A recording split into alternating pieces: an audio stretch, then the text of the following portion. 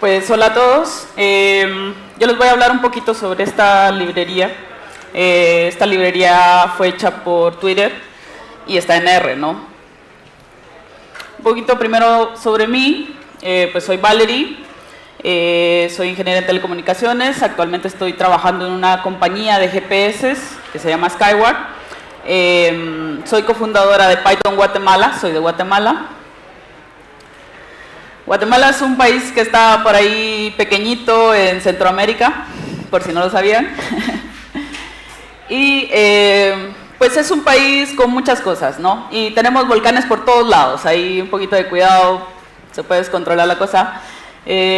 Paisajes como este, ¿no? Y entonces entramos al tema. Ok, el Breakout Detection es un paquete hecho en R, y está hecho para detectar anomalías, pero un tipo de anomalías muy específico, que son los breakouts, que no son anomalías instantáneas, son anomalías que se dan normalmente con un cambio de nivel. El cambio de nivel o de distribución pues tiene que ser constante, ¿no? Está delimitado por un espacio anterior, uno que se mantiene y uno posterior. Si quieren más información sobre el paquete en sí, pueden visitar esa URL. ¿Y cómo funciona, no? Entonces, Breakout Detection utiliza una herramienta de estadísticas que se llama eDivisive with Medians, ¿no? Está primero la eDivisive, pero en este caso utilizan también extra la relación con medians. Entonces, esto hace que sea mucho más rápido por los árboles de medianos y que sea más robusto, ¿no? Entonces, también por si quieren saber más sobre eDivisive with Medians, pueden ingresar al URL. Entonces, como les decía, lo que vamos a ver son algunos tipos de anomalías, de cambios. Principalmente tenemos dos en los que se basa, ¿no? El primero es la detección de divergencia, que puede ser un mean shift o un ramp up. Y la segunda es una detección en cambios de distribución. Entonces, el mean shift, lo que vamos a ver, como podemos ver ahí en la imagen, es que tenemos anomalías todo el tiempo, ¿no? Está cambiando de nivel, pero cuando ya tiene un cambio de nivel y se estabiliza ahí por un momento, entonces ya ese es un mean shift. Si se vuelve a cambiar de nivel, pues de nuevo ya es otro cambio. Este también puede tomarse como un mean shift, ¿verdad? Que ahí no tenemos como sube y baja, sino que cambia y luego cambia y sigue cambiando para arriba. Entonces este igual es un mean shift. Y eso lo detecta. La otra posibilidad de divergencia es el ramp up, ¿verdad? Por ejemplo, cuando inicializamos algún proceso, entonces va subiendo, se estabiliza y luego puede volver a bajar en rampa, ¿no? Entonces este también lo podemos detectar como un cambio, una divergencia. Y la otra en la que se basa es el cambio de distribución, que lo que tenemos es primero valores que tienen una distribución, puede ser que sea a lo ancho o a lo alto, ¿no? Los valores pueden cambiar de varias formas y vamos a ir notando ese cambio en la distribución de los valores. Entonces también vamos a poder detectar esto con el breakout. Una de las ventajas que tiene esta librería es que es robusto en presencia de anomalías. Más adelantito les voy a mostrar. Otra es que el eDivisive with Medians no es paramétrico. También les voy a explicar ahora. Y la última que noté es que es más rápido que otros algoritmos, ¿no? Todo anomalías, ¿no? Entonces, puede ser que nosotros tengamos muchas anomalías en los datos. Por ejemplo, nosotros lo utilizamos en la empresa para sensores de combustible, ¿verdad? Entonces, como vamos a ver más adelante, el líquido se mueve, entonces tenemos muchas anomalías por todos los datos. Pero no queremos detectar esas anomalías, esas están por todos lados. Lo que queremos detectar son las breakouts. Entonces, no es lo mismo las anomalías que los breakouts. Y esta librería es robusta en presencia de esas anomalías. Como podemos ver en la imagen, tenemos las anomalías instantáneas, pero la que sí va a detectar como breakout es el cambio de nivel, ¿no? Ahí está, que sigue en el mismo nivel por un tiempo. Estas son otras que se pueden tomar como algunas como anomalías. Por ejemplo, la primera, que es disk space, esas son anomalías. La segunda, cuando ejecutamos el cron tab, por ejemplo, entonces tenemos una anomalía instantánea. Esa queda como anomalía, no es un breakout, ¿verdad? Y, por ejemplo, el user activity, entonces tiene anomalías en todos los datos, pero el cambio de nivel que vemos ahí, que sería como un ramp up, ese sí lo toma como un breakout. Ok, algo muy interesante y que me gusta mucho de esta librería es que no es paramétrica. ¿Qué quiere decir? Que yo no le digo en qué anomalía se tiene que enfocar. ¿Sí? No le indico, bueno, mira, si se pasa de un nivel 5, entonces ya es una anomalía. O si la distribución cambia tanto, es anomalía. No. Yo no le digo ningún parámetro, solito va aprendiendo conforme a los datos que va recibiendo, entonces va entendiendo cuál es la anomalía y cuál. Ahí podemos ver en la de arriba, que son los valores que nos están entrando. La segunda es si esta librería fuera paramétrica, entonces tendría un resultado como ese, ¿no? A la hora de suavizarlo, entonces tendría un resultado así, pero si se dan cuenta no es como los valores reales, o sea, ahí estamos cambiando los datos. Entonces en este caso no va a haber cambio de datos, sino que vamos a tomarlo tal y como es. La suavización no es paramétrica. La otra es que es mucho más rápida por la inclusión de medians, entonces bastante rápido para una cantidad de datos alta, por ejemplo 6.000 datos. Tenemos, si fuera nada más eDivisive, entonces sería 29 minutos, ya con medias se reduce mucho, ¿no? Igual en datos menores pues es mucho más rápido. Ahora, pues hay que decir las desventajas, ¿no? Una que hemos encontrado al momento de aplicarla ya con datos reales y en situaciones reales es que se debe combinar con otros algoritmos para descartar ciertos breakouts. ¿Por qué? Por ejemplo, con los vehículos en el combustible, cuando el vehículo se enciende, cambia el voltaje y el voltaje puede a veces cambiar también el valor del sensor, ¿verdad? A veces no se afecta, pero dependiendo de qué sensor se utilice, que puede ser ultrasónico, de varilla, de flote, cualquiera de presión también. Entonces, dependiendo de qué sensor se utilice, a veces cuando encienden el vehículo, hay un cambio, ¿verdad? Hay un breakout incluso, porque el cambio se mantiene. Entonces, hay que utilizar otros algoritmos para poder descartar esos breakouts que no son los que nosotros quisiéramos detectar, porque lo que queremos detectar es un robo de combustible en el tanque del vehículo. Entonces, esos breakouts los tenemos que descartar por medio de otros algoritmos, entonces tenemos que combinar, ¿no? Y eso a veces no es tan beneficioso, pero el otro es que a veces hay que encontrar la combinación exacta, que ya vamos a ver cómo se utilizan los parámetros de la librería. Entonces, hay que conocer los datos, hay que probar y encontrar una combinación que sea útil para el tipo de datos que tenemos, porque no todas, o sea, por ejemplo, yo puedo usar una combinación para un tipo de datos y puede que no me funcione con otro tipo de datos, ¿verdad? Entonces, y también porque no es paramétrico. Antes que nada, es muy importante, no solo en breakout detection, sino al momento de analizar cualquier serie de datos, valores, tenemos que escalar todos los valores. Hay que escalarlos de 0 a 1. Esto es muy importante para que todo vaya mejor, ¿no? Por ejemplo, nosotros recibimos datos de temperatura, de velocidad. La temperatura puede ser directamente estar en una escala de 0 a 100, mientras que el combustible normalmente nos viene en un voltaje de 0 a 8000 milivoltios. Entonces tenemos estas escalas de 100, estas de 8000, entonces no hacen match, ¿verdad? Entonces por eso tenemos que escalarlas ambas de 0 a 1. Es muy importante y para eso tenemos esta fórmula que ya pasada a script, es lo que tenemos abajo, ¿verdad? Entonces hay que escalar.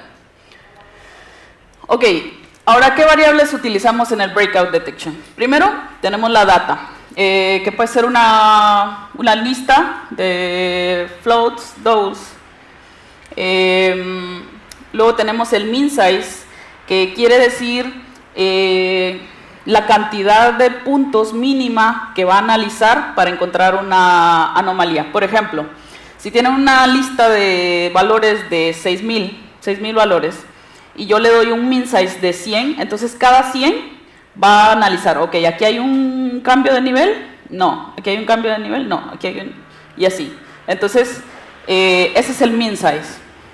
Luego el método, hay dos, el primero es al menos un cambio y el segundo es múltiples cambios. Yo normalmente utilizo múltiples cambios, depende de qué se necesite, pero con múltiples cambios encontramos todas las anomalías que podrían estar. Si ponemos el al menos uno, entonces únicamente va a encontrar uno y ya encuentra uno y listo, ahí terminó la detección, ¿no? Entonces, para eso nos sirve el método. En degree, lo que tenemos es qué tan estricto o qué tan específico va a ser el algoritmo para encontrar la anomalía, ¿verdad? Puede ser muy estricto, o sea que el cambio tiene que ser muy radical para que lo tome como un breakout, o puede ser que no sea tan estricto. Únicamente tenemos tres opciones, 0, 1 y 2. Entonces, así le vamos diciendo qué tan estricto sea. Luego tenemos el beta, si no le dimos algún parámetro de degree o mean size, entonces toma el beta para guiarse también en la detección.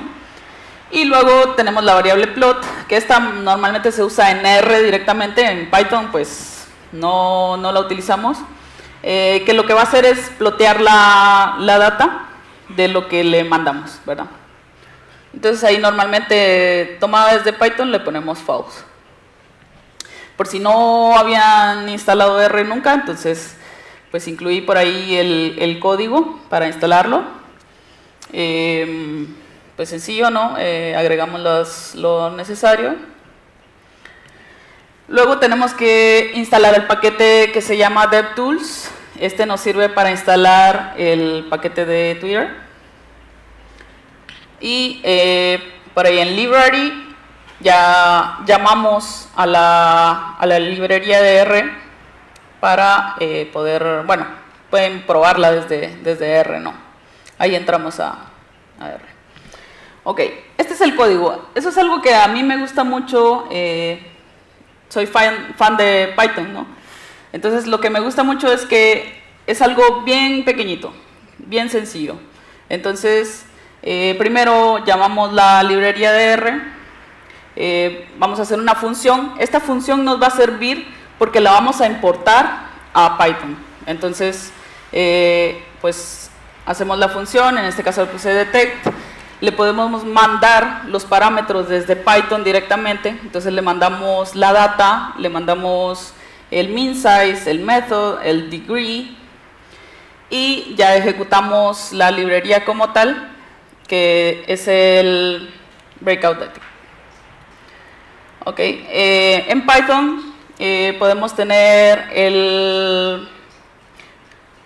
necesariamente el RPy2, ¿verdad? Con ese vamos a importar la librería de R y si luego ya para analizar la data y todo podemos instalar pandas, numpy, importamos todo desde R. Ok, aquí tomamos los datos desde un CSV, que puede estar ahí la data, ¿no? ¿ok? Aquí le vamos a decir los parámetros, el min size y todo, y si podemos ver ahí, en el Signature Translated Anonymous Package, ahí vamos a obtener el paquete que acabamos, la función que acabamos de ver anteriormente en R, y la vamos a meter en un wrapper para poderla utilizar como nosotros querramos. Entonces ya la corremos, ¿no? Y obtenemos el resultado en result, que es lo que devolvimos desde R. Entonces arriba tenemos llamada la función del wrapper, le mandamos los datos y todo, y lo que tenemos como respuesta es lo que vemos en anaranjado, ¿verdad? La localización de los puntos de las anomalías en los datos y el tiempo que se tomó para hacerlo. Por ejemplo, este es los datos son 600, si no me equivoco, 240, y se tomó 0.013 segundos para hacerlo. Y ya si queremos ver solo los datos, entonces podemos hacer algo como esto para obtener solo los datos. Y ya estos son los resultados que tenemos. El primer resultado, pues hacemos una combinación de min size 25, método multi, beta 001, degree 1. Y nos detecta esto, lo que vemos en rojo, ¿no? Aquí ya le ponemos algo más estricto, entonces, y con un min size más grande, entonces nos cambia. Entonces lo que les decía, tenemos el oleaje, entonces por eso el ruido en los datos, ¿verdad? Y este es un caso real, ¿verdad? Estos son datos de combustible de un vehículo. Con esta combinación tenemos esa detección. Aquí cambiamos un poquito, tenemos otras detecciones. Aquí está como muy permisivo, ¿no? Entonces nos detecta muchas cosas. Y aquí ya tenemos algo que nos funciona mejor. Si pueden ver ahí, se ven bien los cambios de nivel, porque claro, nosotros como humanos podemos verlo directamente, pero la computadora tenemos que hacer esas combinaciones, por eso les decía que puede ser una desventaja, porque hay que saber qué combinación de min size, método, multi y todo usar para poder obtener lo que queremos. Entonces ese es el resultado. Y nada, may the force be with you. ¿Preguntas?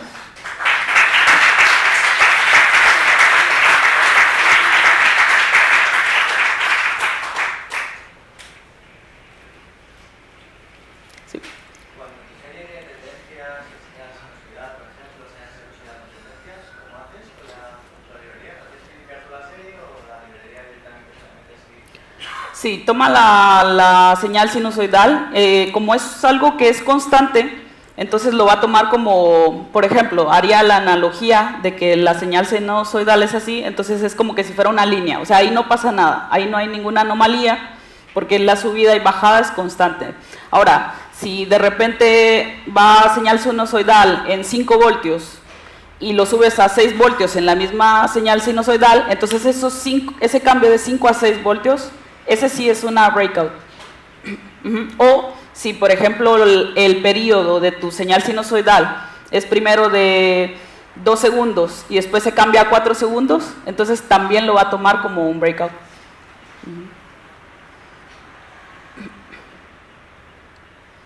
¿Alguna otra? ¿Sí?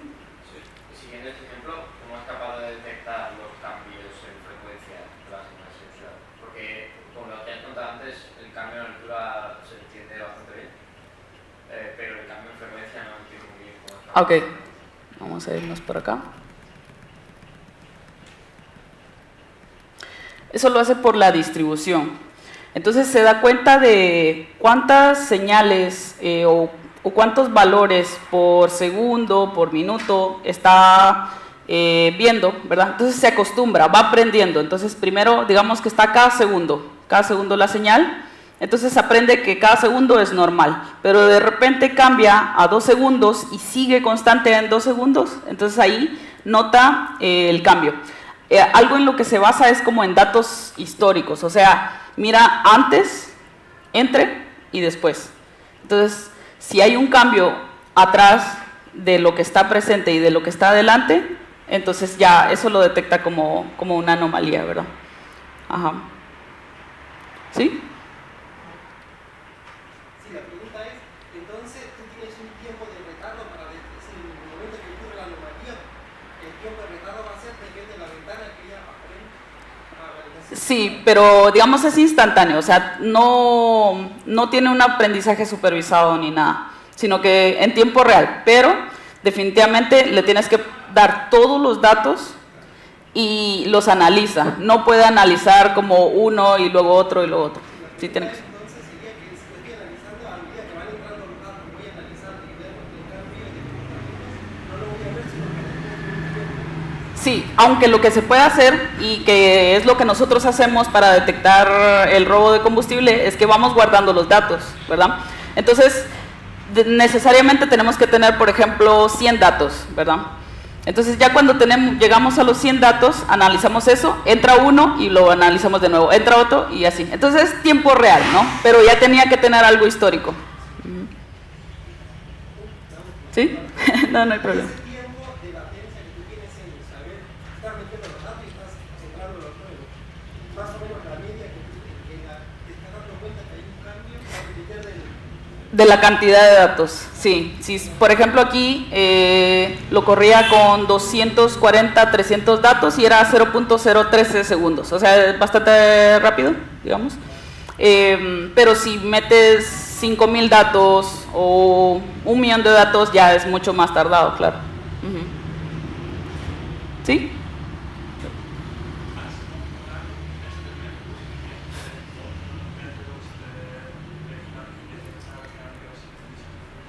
Perdona, no escuché.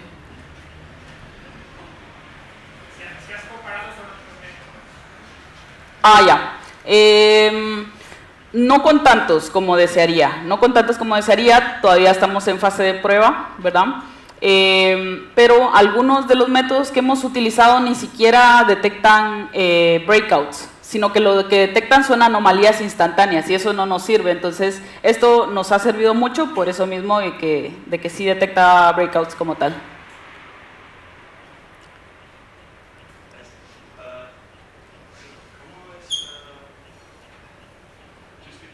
Yeah, I do.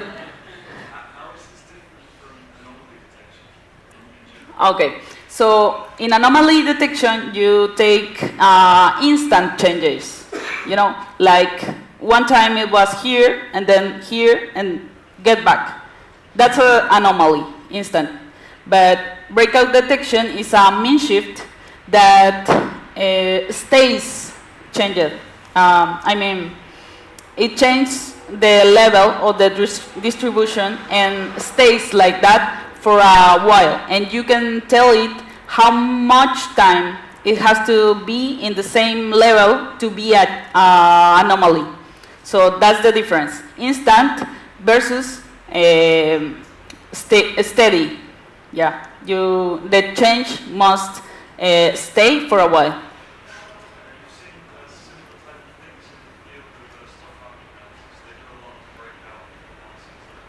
Oh, cool. But yeah.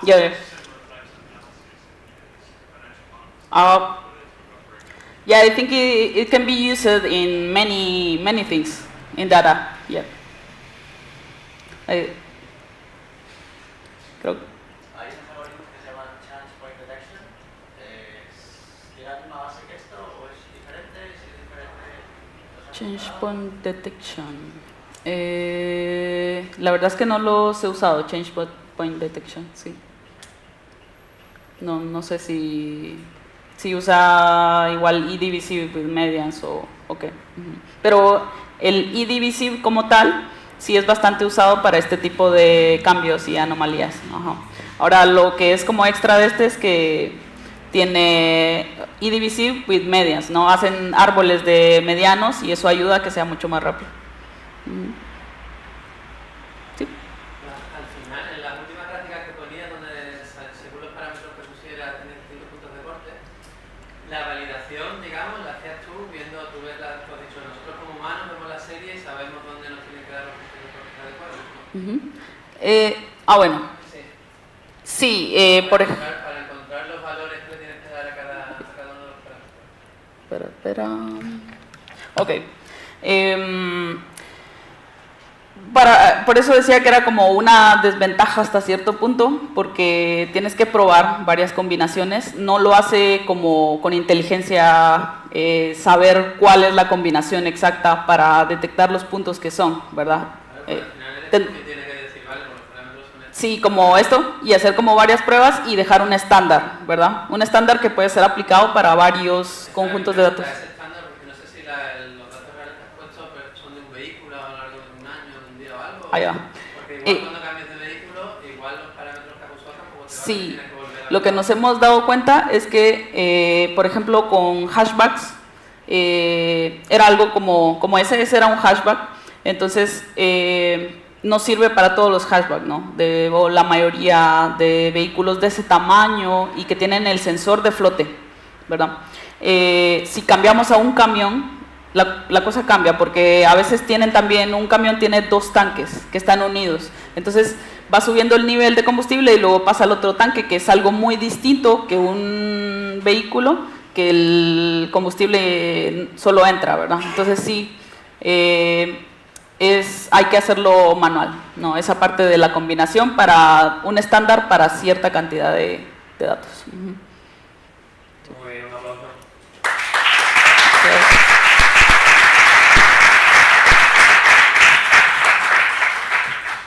Para que tenga la comida de abajo. Muchas gracias. Gracias.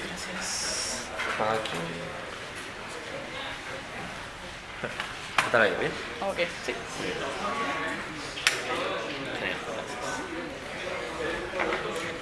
Una preguntilla. ¿Has pasado por abajo antes de dar la charla?